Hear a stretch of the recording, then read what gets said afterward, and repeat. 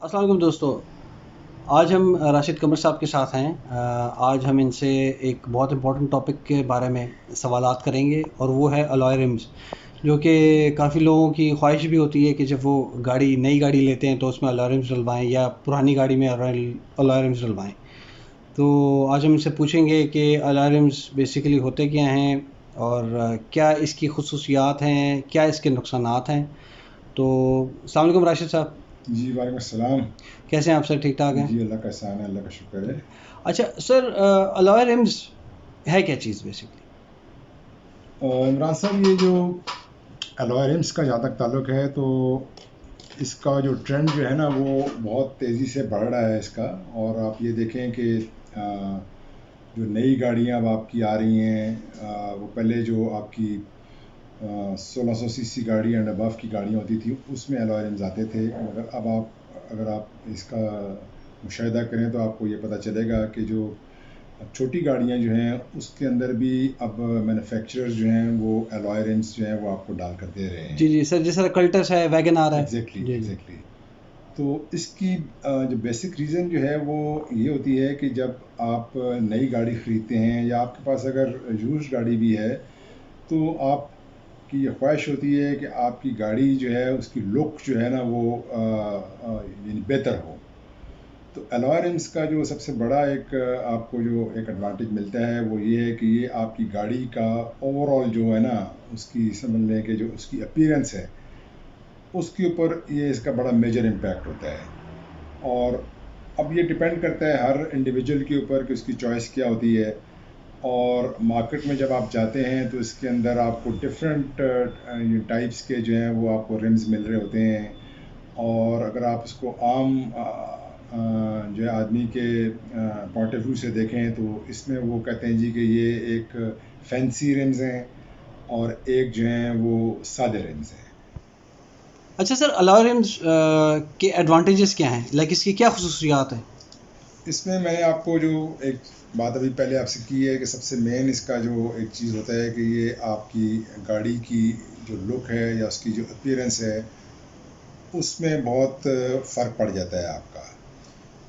दूसरा इसका एडवांटेज ये है कि जब आप इसके ऊपर जो भी रिकमेंडेड साइज़ जो मैन्युफैक्चरर ने लगा कर दिया हुआ है, तो उसके अंदर एक प्रोविज़न ये होती है कि आप एक साइज़ ऊपर जा सकते हैं इसमें। यानी कि सपोजिंग अगर आपकी गाड़ी में टायर साइज़ 165 70 12 लगा हुआ है, तो आप ये चाहते हैं कि आप 175 में जाना चाहते हैं, आप फिर उसमें अलॉय रिम्स के अंदर इतनी कैपेसिटी होती है कि वो उसको जो है ना वो आपके जो अलॉय रिम है उसके ऊपर पूरी तरह से फिट आ जाता है। वेयर एज के जो आपका ऑर्डनरी रिम जो होता है उसके अंदर जो है वो चीज़ जो है वो थोड़ी सी मुश्किल होती है, क्योंकि वो टायर की जो बीड एरिया होता है यानी कि जो रिम लाइन होती है वो टायर की रिम लाइन से वो स्लाइटली जो है वो मिसमैच होती है और टायर आपको ऐसे महसूस होता है कि जैसे बाहर निकल रहा है। तो इसका एक फ़ायदा ये है कि इसके अंदर आपको ये एडवांटेज मिल जाता है कि एक तो रिम जो है वो टायर को मुकम्मल तरह से ग्रिप कर लेता है और उसमें ये चांसेस बिल्कुल नहीं होते हैं कि किसी भी स्टेज के ऊपर ये रिम से जो है ना टायर अलग हो यानी आपका हो जाए। तो इसका जो दूसरा एडवांटेज है वो ये है कि ये रिम्स जो हैं ये डी शेप नहीं होते, यानी कि गाड़ी अगर आपकी किसी भी जंप वगैरह में, स्पीड ब्रेकर में या किसी भी और जगह पर जाकर हिट को होती है तो ये इतनी आसानी से जो है ये डैमेज नहीं होते। और तीसरा फ़ायदा इसका ये है कि ये टायर को भी ग्रिप करता है और अलॉय रिम जो है वो आपकी रोड ग्रिप को भी फिर इंश्योर कर देता है। राइट, ठीक। अच्छा सर, इसके नुकसानात क्या हैं लगाने के? नुकसानात में जो इसका सबसे बड़ा जो इसका जो डिसएडवांटेज है वो ये है कि जो आपके जो ऑर्डिनरी रिम्स होते हैं या लोहे के रिम्स जिनको हम कहते हैं, वो अगर आपका किसी स्टेज पर भी अगर कोई एक डैमेज हो जाता है तो आपको वो मार्केट से बआसानी जो है वो एक एक रिम मिल जाता है। अलॉय रिम्स क्योंकि ये जो आते हैं ये सेट्स की शक्ल में आते हैं, यानी कि 4 alloy RIMS at a time आपको मिलते हैं, कहीं से भी आपको 1 या 2 रिम्स जो हैं वो नहीं मिल सकते हैं।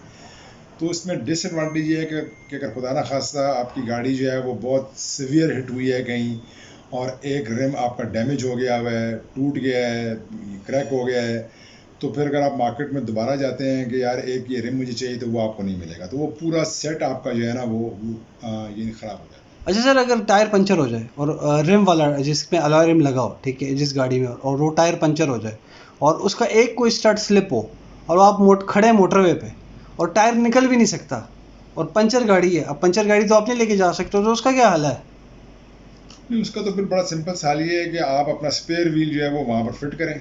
नहीं, लेकिन अगर सर अगर टायर ही नहीं खुल रहा, उसका स्टडी स्लिप है और टायर ही नहीं खुल सकता, बाहर ही नहीं आ सकता, तो उसका फिर क्या हाल है? वो तो फिर आपको फिर किसी एक्सपर्ट को बुला के फिर क्योंकि गाड़ी तो आप टू चेंज नहीं कर सकते क्योंकि टायर तो आपका पंचर है। जाहिर सी बात है, फिर वो मैंने आपको बताया ना कि वो तो एक बहुत मेजर इशू बन जाता है ना आपका, जी। कि आपको फिर आपका टाइम भी उसमें बहुत कंज्यूम हो सकता है। फिर वो बंदा आएगा, वो हो सकता है कि वो उस टायर को खोलने के लिए अंदर से पूरा फिर उसका शॉक्स भी हाँ, बाहर निकाले, शॉक्स, हाँ बाकी जी, सारा शॉक्स सिस्टम चिमटे करे, से खोलेगा। तो अच्छा, वो ठीक एक ठीक। बहुत हेक्टिक किस्म की एक्सरसाइज तो हो मतलब इसका जाती ये है। मतलब है कि ये भी एक बहुत बड़ा ही डिसएडवांटेज है इसका। हाँ, मगर ये बहुत रेयर होता है। रेयर ऐसा होता है। ऐसा मकसद है कि अगर आप ओवरऑल 100 गाड़ियों का अगर आप एग्जांपल लें, तो हार्डली 2 या 3 गाड़ियों में ऐसा एक्सपीरियंस आपको जो है वो देखने को आता है आपको।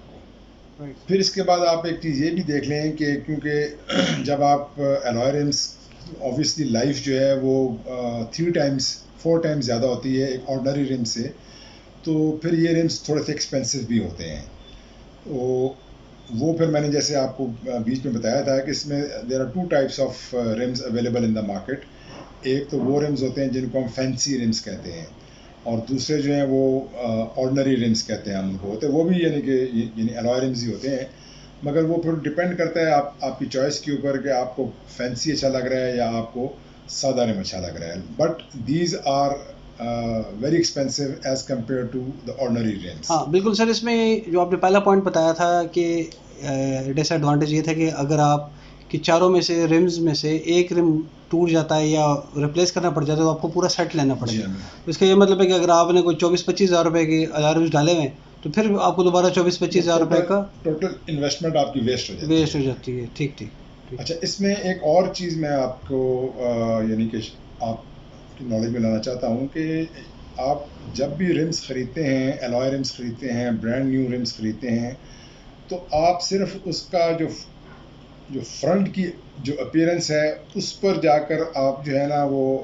उस पर कंसंट्रेट ना करें, क्योंकि हमने बाज़ जो हमारे पास कस्टमर्स आए हैं और हमने देखा है कि कुछ लोगों ने ये भी किया है कि वो रिम्स जो यानी क्रैक हो जाते हैं, यानी कि अब आपकी गाड़ी थी, आपका एक रिम क्रैक हो गया, आप मेरे पास आए, मैंने कहा जी ये तो बेकार है, अब तो इसका तो कुछ भी नहीं हो सकता, आपने वो चेंज कर दिया। अब मैं ये करता हूँ कि मैं वो रिम्स जो है वो यहाँ से तैयार करवा लेता हूँ।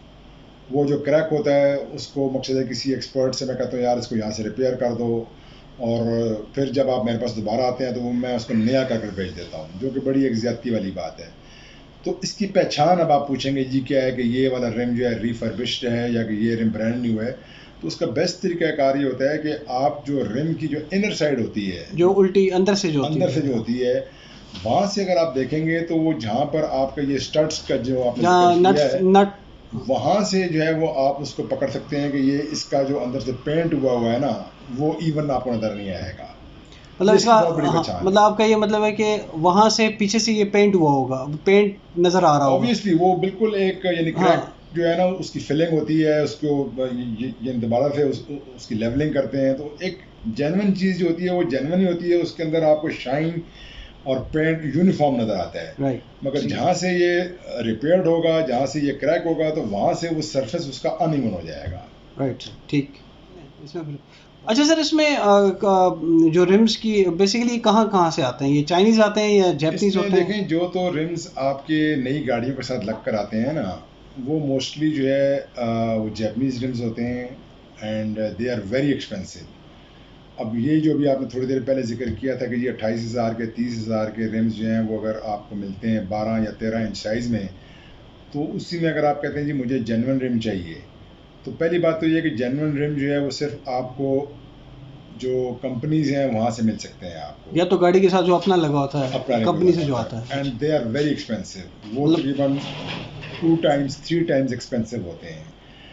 और फिर दूसरी बात ये है कि जो जेन्युइन रिम होता है ना जी, उसकी जो विड्थ होती है ना, जो वो मार्केट में जो रिम्स आपको चाइनीज मिल रहे होते हैं उसके कंपैरेटिवली उनकी विड्थ जो है जापानीज की कम होती है, कम इनकी थोड़ी ज़्यादा होती है। अच्छा, चाइनीज के रिम्स की विड्थ ज़्यादा होती विड्थ है। ज़्यादा होती अच्छा, है। ठीक है, ये इसकी पहचान है। ये इसकी पहचान है। ठीक है। अब इसमें ये है कि इस वक्त मार्केट में 90% जो रिम्स अवेलेबल है ना जी, वो है सारे चाइनीज। अच्छा, ठीक है। अब हम में से कुछ भाई ये करते हैं कि उसके ऊपर थाईलैंड लिखवा देते हैं, उसके ऊपर ताइवान लिखवा देते हैं, तो वो मकसद है कि इसकी इम्पोर्ट्स ही इतनी एक्सपेंसिव हैं कि अगर आप एक चाइनीज़ रिम 30,000 का ले रहे हैं और ताइवान का रिम मैं आपको कहता हूँ जी कि ये 40,000 का है, तो वो 10,000 के डिफरेंस के साथ आपको वो चीज़ नहीं मिल सकती, उसका डिफरेंस बहुत ज़्यादा होता है।